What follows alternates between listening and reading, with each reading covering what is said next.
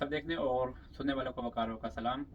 Beginners के लिए एक और इम्पोर्टेंट टॉपिक के साथ इस टॉपिक में हम कवर करेंगे फायर फायर की definition, fire triangle, fire tetrahedron, dust pentagon, LEL, UEL, stages of the fire और आग बुझाने के तरीके, types of fire extinguish and उसके बाद टाइप्स ऑफ फायर आग कितनी तरह की होती है और उसके बाद purpose of fire watcher. Interview में एक बहुत ही इंपॉर्टेंट सवाल पूछा जाता है, इस पर भी हम बात करेंगे। जब फायर वॉचर से सवाल पूछा जाए और वो उसका क्या जवाब देते हैं और सवाल क्या होता है। तो स्टार्ट करते हैं फायर से। What is fire? A chemical reaction between oxygen, heat and fuel.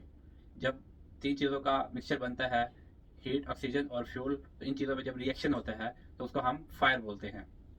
उसके बाद हम बात करेंगे फायर टेट्राहाइड्रेंट क्या है, थोड़े से एडवांस लेवल पे। जब ऑक्सीजन, हीट एंड फ्यूल, इनका जब एक केमिकल रिएक्शन बनता है, आग स्टार्ट हो जाती है और ये बढ़ती जाती है, तो ये जो केमिकल रिएक्शन है, चेन रिएक्शन बनता है, हम इसको फायर टेट्राहाइड्रेंट बोलेंगे। उसके बाद डस्ट पेंटागन क्या है कि सम वेपर और क्लाउड्स ऐसी चीज़ें होती हैं जिसमें आग लगने के चांसेस ज़्यादा होते हैं, जो ऑयल एंड गैस इन्वायरमेंट में। तो उसमें जब ये हीट, फ्यूल और ऑक्सीजन का जो केमिकल रिएक्शन बनता है, इसमें दो चीज़ें, डिस्प्रेशन और कंफाइनमेंट, जब ये चीज़ें ऐड कर ली जाए तो हम इसको डस्ट पेंटागन बोलेंगे। अभी हम बात करते हैं स्टेजेस ऑफ फायर। फायर के कितने स्टेजेस हैं? तो जो फायर का सबसे पहला स्टेजेस है वो है इंडक्शन। मतलब जब हम किसी चीज़ को हीट देते हैं तो ये एक जो केमिकल रिएक्शन बनता है, जो इन्वायरमेंट बनता है आग लगने के लिए, उसको हम इंडक्शन बोलते हैं। उसके बाद जब उसको हीट दी जाती है तो उसको इग्निशन बोलते हैं। उसके बाद वो ग्रोथ पकड़ती है आग।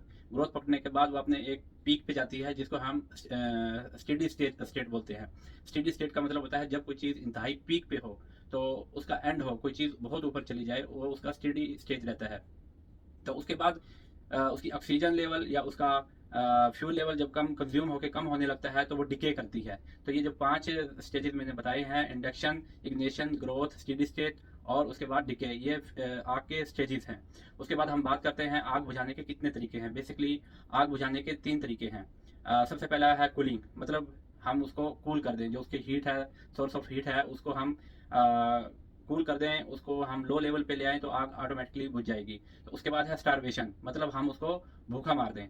स्टारवेशन का जो एक्चुअली मतलब होता है वो किसी चीज़ को भूखा मारना है, यानी कि जो फायर का जो ट्राइएंगल है, हम उसमें से फ्यूल हटा लें, उसको हम भूखा मार दें तो आग तब भी ऑटोमेटिकली बुझ जाएगी। लास्ट पे है समुद्रिंग, मतलब गला घोट देना। अगर हम फायर का जो केमिकल रिएक्शन है उसमें से हम ऑक्सीजन की सप्लाई कट कर दें तो वो भी जो फायर है वो ऑटोमेटिकली अपने आप ही बुझ जाएगी। तो आग बुझाने के कितने तरीके हैं? Cooling, starvation and smothering. अभी हम बात करते हैं टाइप ऑफ फायर, आग कितनी तरह की होती है। सबसे पहले आता है क्लास ए, जिसमें सॉलिड चीज़ें रहती हैं, जिसमें पेपर, लकड़ी, वुड, गत्ता, प्लास्टिक, रबड़ वगैरह। उसके बाद आती है क्लास बी, फ्लेमेबल चीज़ें, फ्लेमेबल लिक्विड, जिसमें हमारा केरोसिन ऑयल आ गया, लिक्विड कोई भी चीज़ें हैं, अल्कोहल आ गई है, और उसके बाद हमारा सिपरेट आ गया है, या कुकिंग ऑयल आ गया है, या डिफरेंट तरह के फैट्स आ गए हैं। तीसरे नंबर पे हमारी है गैसेस। गैसेस में क्या आ गया? प्रोपेन आ गया है, ब्यूटेन आ गई है, मीथेन आ गई है, हाइड्रोजन सल्फाइड आ गई है, मीथेन है, या उसके अलावा और भी बहुत सी गैसेज है। नेक्स्ट जो हमारा है वो क्लास डी फायर है। क्लास डी मतलब मेटल्स।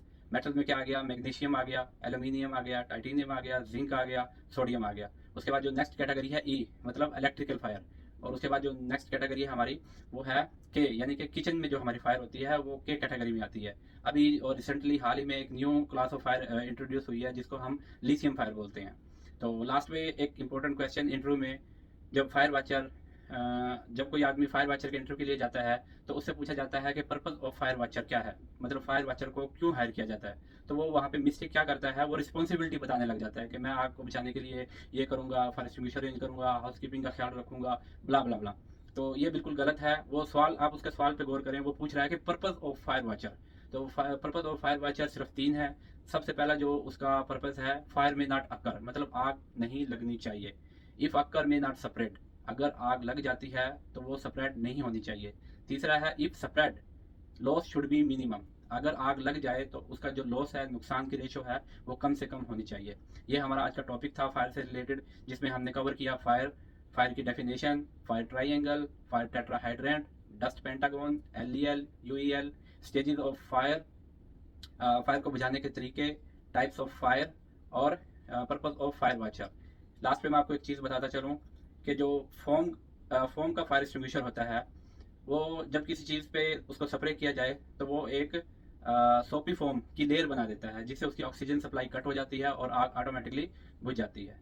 होप आपको ये वीडियो समझ में आई होगी। दुआ में याद रखिएगा। Take care.